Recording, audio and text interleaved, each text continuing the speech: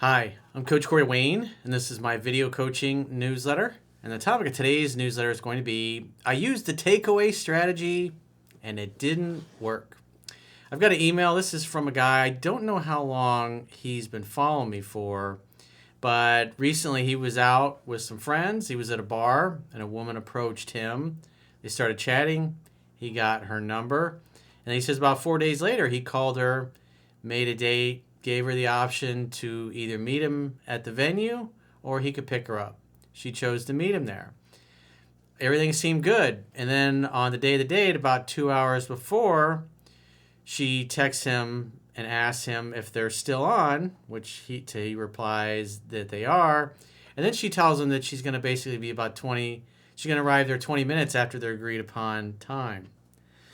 And so he said a few things in text that I personally would not have said, but it also kind of reveals that when you look at her responses, it seems like she felt entitled to jerk him around and waste his time, agree on something, and then provide something else.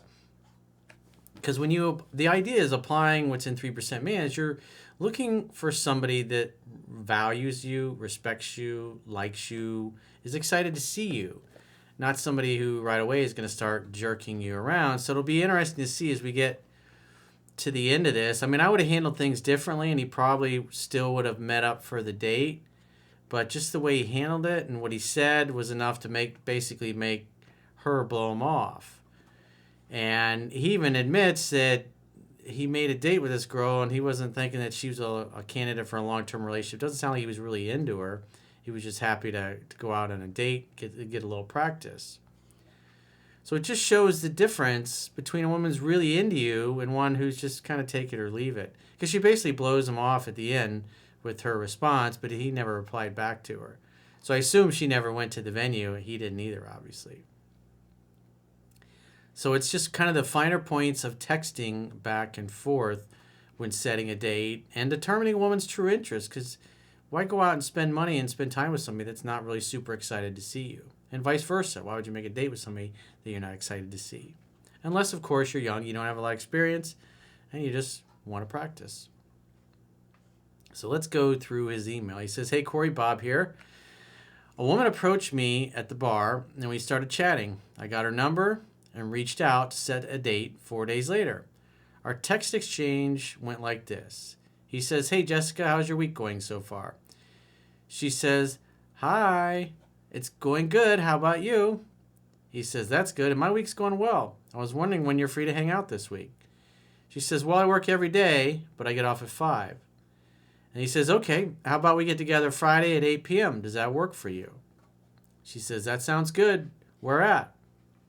She mentions a bar, the same place where they met, and he says, 'No, let's go someplace different. How about X place for a couple of drinks? I can pick you up, or you can meet me out, whatever you're more comfortable with.' He says, in parentheses, since it was their first date. So it really depends on how much rapport you have with her. I mean, he doesn't go into detail if they talk for 5 minutes or 2 hours. I mean, if you spent a couple hours chatting with a girl and you really like each other and you really click and get along well, and it feels like you've known each other, I'm going to want to get the address and go pick her up. And you shouldn't have much of a problem. But if you only talked for a few minutes and then got her number, then yeah, and you don't know her that well, I would definitely want to meet her there. Because if you meet her and you talk to her for a while and then you realize you don't really like her, you don't have to deal with the awkward car ride home, taking her home. This way you can just excuse yourself and dip out. She can go her separate way as well. So it really depends. If you really like the girl and you definitely know you want to spend time with her and you spent a significant amount of time with her when you first met, then absolutely you want to pick her up. But in this case, he chose to meet her there. And so she says, "Okay, that works for me." And he says, "Great, I'll see you there."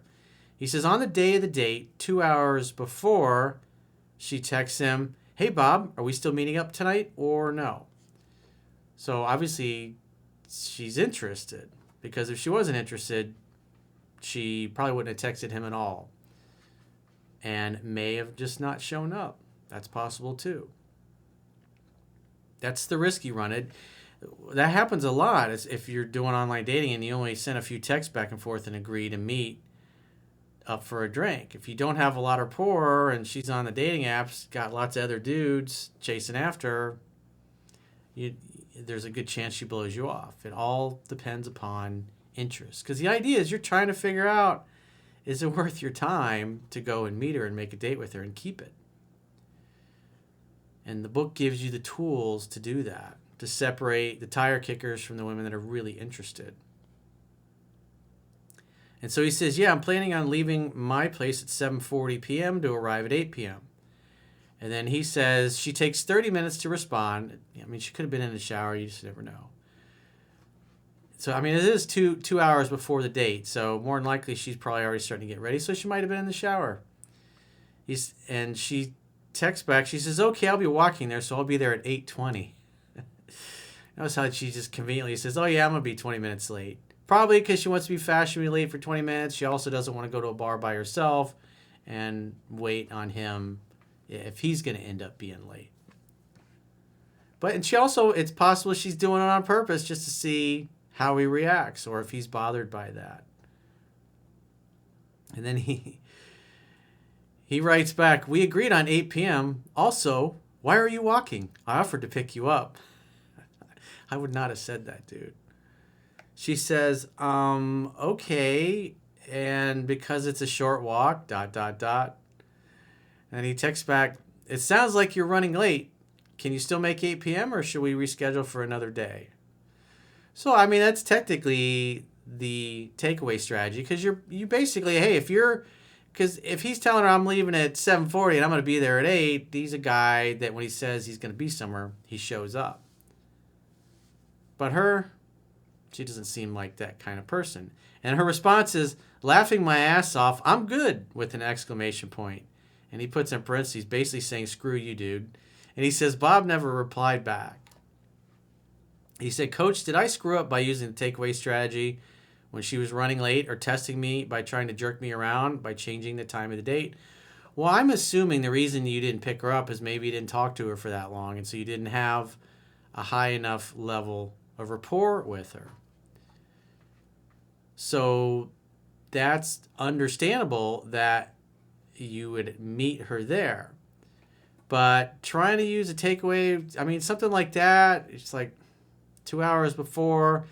I mean, if it was me, it's like she's saying, oh, I'm going to be there at 8:20. I'm like, all right, I'm showing up at 8:30. I'm not even going to tell her. I'll just show up 10 minutes later than she says. And more than likely, she'll be rolling it at 8:30 anyways. That's what if I was a bet man, I'd say that's probably what will happen. You say, all right, I'll see you there. And she probably assumes you're going to be there at 8:20. But like I said, I would show up at 8:30 then, just because more than likely she ain't going to be on time. That's what she's communicating. She probably doesn't show up on time.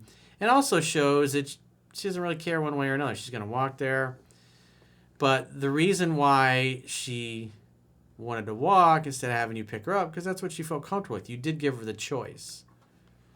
But the way he phrases it, he says, well, I'll read it again. He says, we agreed on 8 p.m. Also, why are you walking? I offered to pick you up.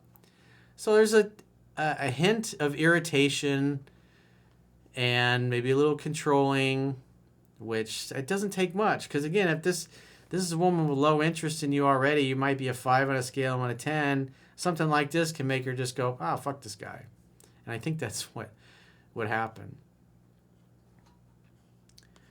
So he says, this woman isn't a woman I would want to get into a long-term relationship with. Currently, I'm 25 and really looking for a woman to settle down with, to start a family, but I'm not rushing into it. I need to find the right woman first.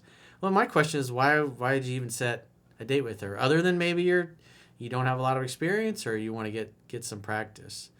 But, I mean, at the end of the day, if she really super was into you, she had integrity, she would have shown up on time. But the fact that she's just like, oh, I'm going to take an extra 20 minutes, maybe that's the way she is. I mean, some people are like that. I personally, all my closest friends, the women I wrote about in 3% Man, it's like they always showed up on time. And that's one of the things I really loved about them. And there were women that I wrote about in the book that were not ready. I would show up and they're not even ready. That's kind of annoying. But hey, man, being late is a woman's prerogative, but the reality is interest cuts through everything. And if she's super into you, she'll show up in time.